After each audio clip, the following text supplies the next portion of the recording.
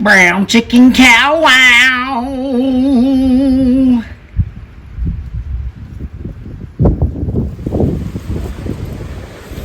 The winds of November are whipping madly.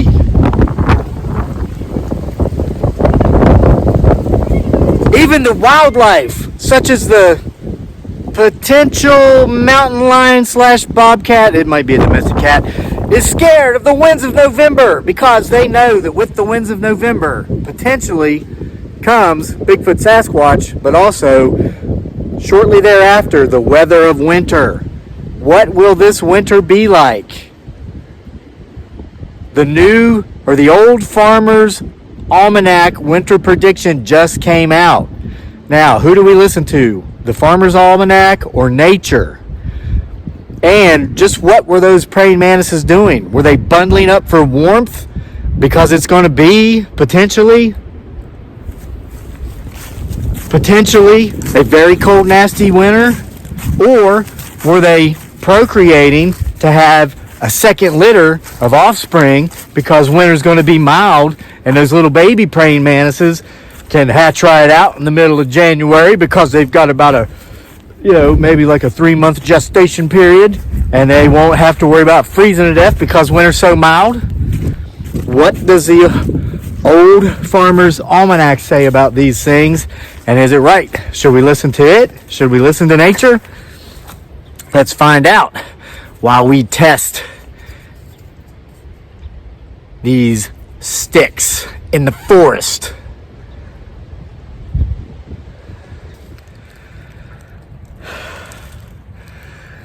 All right, so as we sit here this morning and talk about what the old Farmer's Almanac has predicted for this winter, the winter of 2020-21, I'm going to explain the history of it. We're going to test these sticks. Isn't that a beaut? Isn't that a beauty? Look at this. Got about a dozen of them here. And what do they have to do with predicting the weather? Let's find out.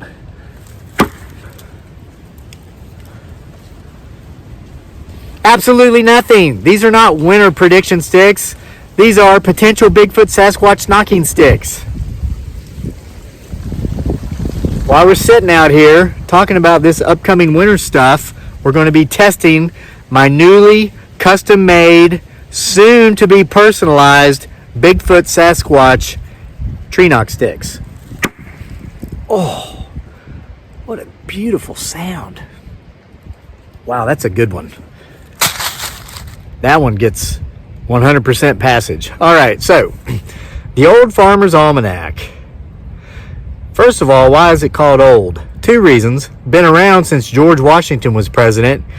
And number 2, a couple decades after it came out, they started a new Farmer's Almanac, a competing company. These were media outlets for back in the day, long time ago, late 1700s, early 1800s.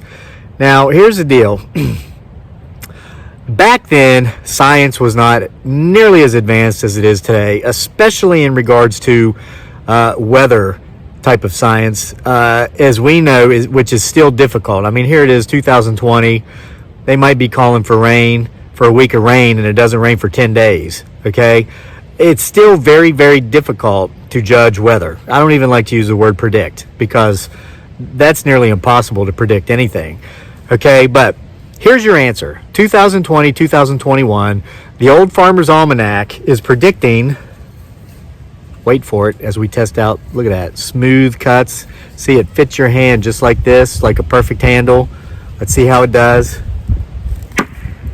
Oh, it's got a beautiful ring to it.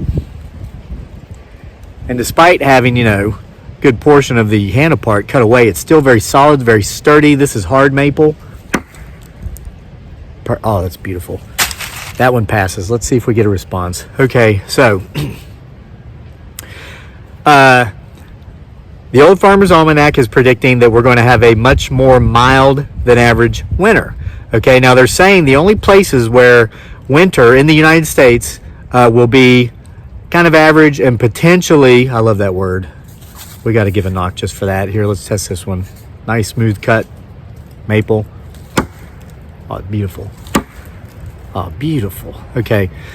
Potentially is out in the western states, Montana, Idaho, Washington State, and in the extreme northeastern part of New England. So I guess if you live in the upper counties of Maine, according to the Old Farmer's Almanac, you can be expecting, isn't that a beauty? A harsh winter. Oh yeah. Oh yeah. That one passes.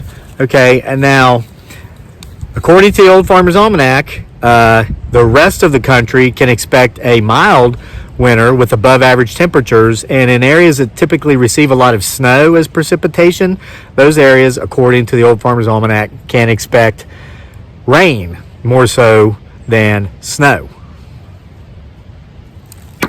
Oh yeah. Oh, that was a beautiful sound.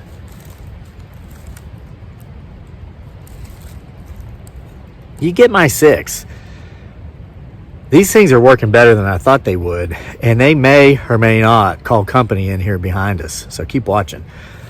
All right, now, according to the article that I read on the internet today about this, which, as we know, is probably fake news because so much news out there is just so fake. And I know this because I used to be a journalist. I used to work in media. It was on Yahoo, which is, well, I will bite my tongue at this point. But they claim that the Old Farmer's Almanac is 80.7% or 80% correct, or they're correct 80% of the time. That's not true. So I guess that was fake news, okay?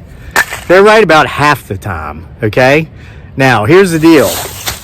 A couple decades after the Old Farmer's Almanac came out, it was very, very popular, somebody got the great idea to come out with the New Farmer's Almanac because they figured, what do we have to lose?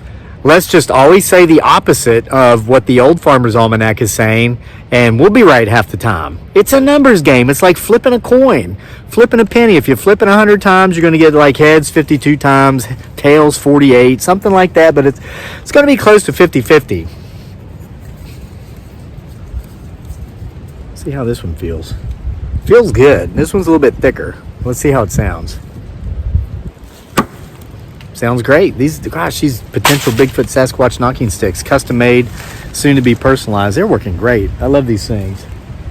All right. So anyway, so the truth is, no matter what the Old Farmer's Almanac says or whatever the New Farmer's Almanac says, actually, it's more than that. I've talked about flipping a coin.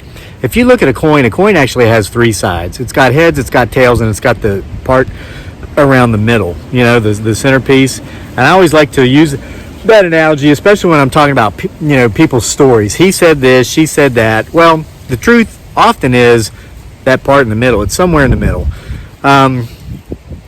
So you actually have 3 things that might happen this winter. The Old Farmer's Almanac might be correct. They might have been lucky this year in their prediction, and that it's going to be a mild winter, except for out west and the extreme northeast portion of New England. That's option number 1. Number 2, the New Farmer's Almanac, who I'm sure is going to say it's going to be a bad, nasty winter. Well, that could be the case as well. Or that third part, the part that goes around the center of the coin, could be just have a typical winter, okay? Wait a minute, it's backwards. You got to put your fingers on the flat part because this rounded part, that's for your palm of your hand. It fits like a glove, but your hand is on the outside of the glove, in this case, not the inside. Beautiful, beautiful. All right, so what's Crazy Lake's take on should you be prepared just in case? Well, of course, especially if you live out in the middle of nowhere like we do. You live out in the country, you're on well water, you always want to be prepared. Boy, listen to that wind whipping up. Make sure I'm not under any big limbs here.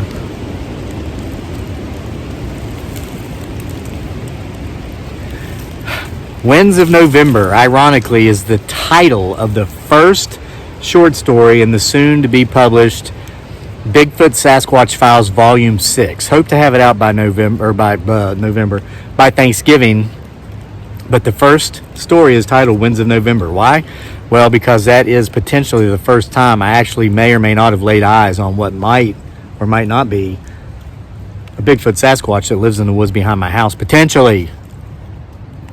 This happens every November. Most of our property is field. We're surrounded by forest, and we're on a hill.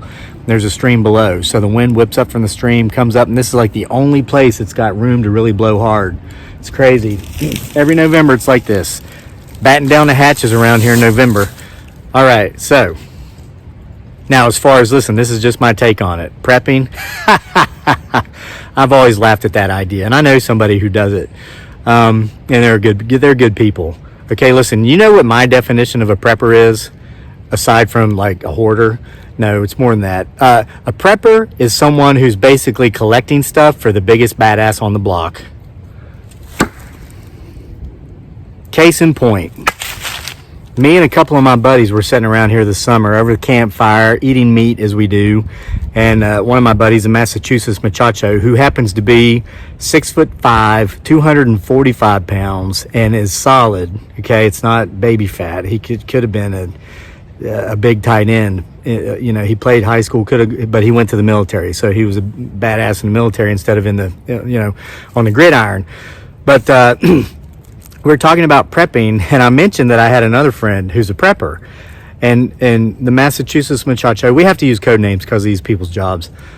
He heard me out. He goes, "Where does he live?" I said, "Why? He lives over here." I said, "Why do you ask?" He says, "Because if crap hits the fan and I run out of stuff and my kid gets hungry, I'm going to his house and taking his crap." That's how it works. You can prep all you want, but basically you're just collecting stuff for the biggest badass on the block.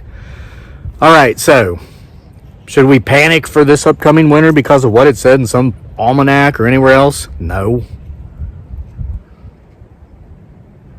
Oh, and those praying mantises, that's what they do. They lay their eggs just before winter, then they die off, and those eggs hatch in the spring. It's just a circle of life. It's nature.